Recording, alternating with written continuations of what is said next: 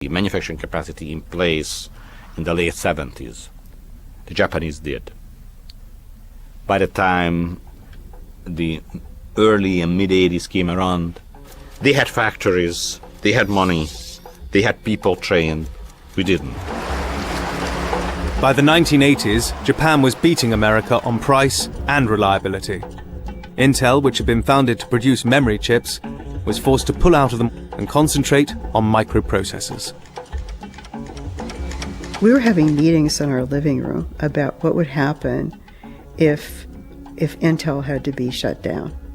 It was that severe. The business was in big trouble. After years of trying to rally the industry, Noyce helped convince America's rival semiconductor firms to found a consortium called Sematech, based in Austin, Texas, to develop and share new technology.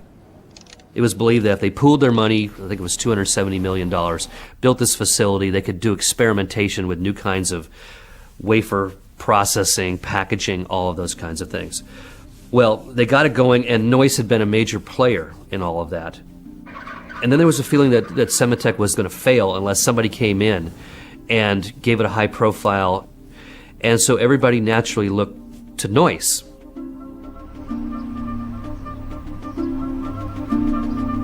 Noyce faced a dilemma. He was enjoying his semi-retirement and knew that mediating between all the rival companies that had a hand in Sematech would be a draining and thankless task. But there was no other clear contender for the role. Bob was struggling with his congregational conscience, which was if you start something, you have to see it through. If the issue hadn't been whether this whole industry that he basically had started was going to make it or not, I think maybe he could have said no. But once again, you get to his feelings that he was responsible for all these people that he'd brought into the business, and not just at Intel, but at other places, and that he could not just walk away from that. In the summer of 1988, Noyce left his beloved California for Texas to become the head of Sematech. At the age of 60, he was taking on one of the most demanding roles in the industry. Time is of the essence for this because the overseas competition is not sitting still, and we have to get going fast. Noyce embarked on a punishing schedule in which his time was split between running Sematech in Texas, meeting politicians and business leaders in Washington, and raising public awareness of the industry wherever and whenever he could. My father worked really hard at Sematech, and I think one of the hardest things was that he was constantly on the road.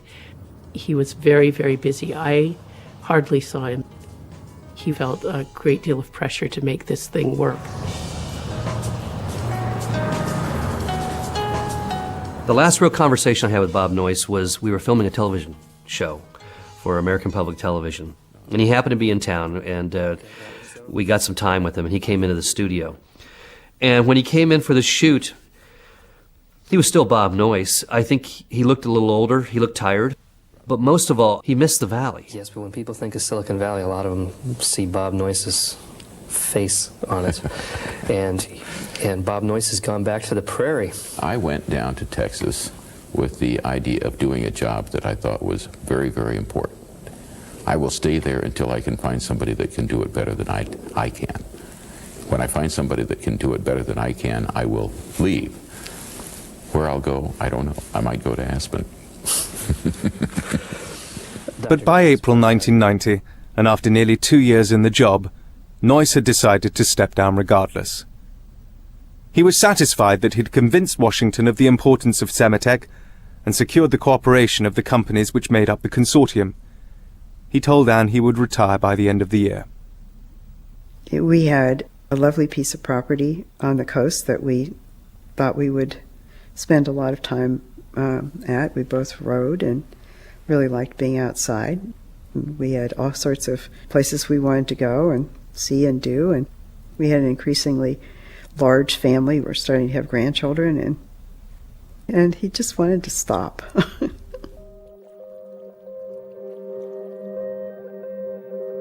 On June the 1st, 1990, Noyce arrived at Cemetech to find that the staff had thrown him a surprise party, declaring it Bob Noyce Day, and wearing specially printed t-shirts.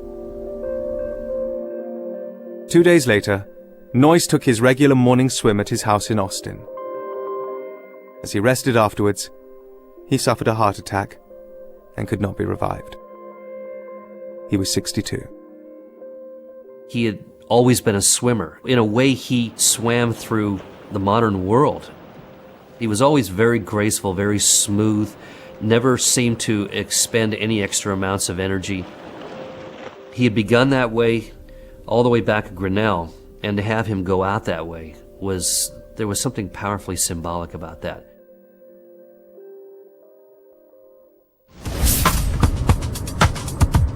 Noyce died on the cusp of the 1990s, the decade that would see the technology he developed and fostered become the motor of the digital world. Intel, the company he co-founded, is now the world's largest chip manufacturer, responsible for the microprocessors in more than 80% of personal computers. Many of Noyce's colleagues have enjoyed public recognition for their achievements.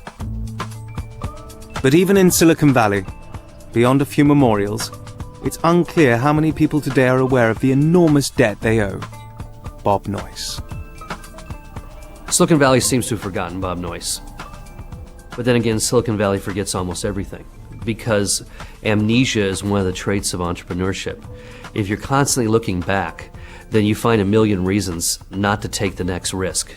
So we intentionally forget about what came before us. As a result, we oftentimes make the same mistake over and over again. I would hope that people would see Bob as a person who was really a whole person. He was not one-dimensional. It was not all about making money.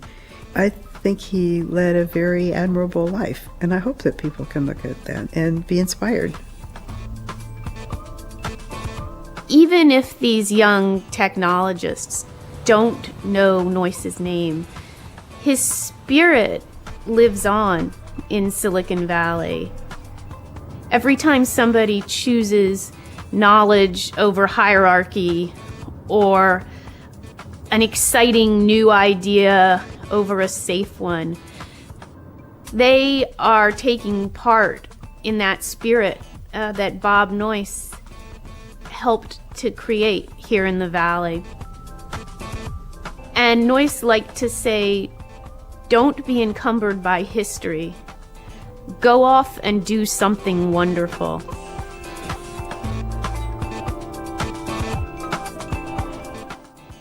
Next tonight here on BBC4, we revisit Bulgaria's abandoned children.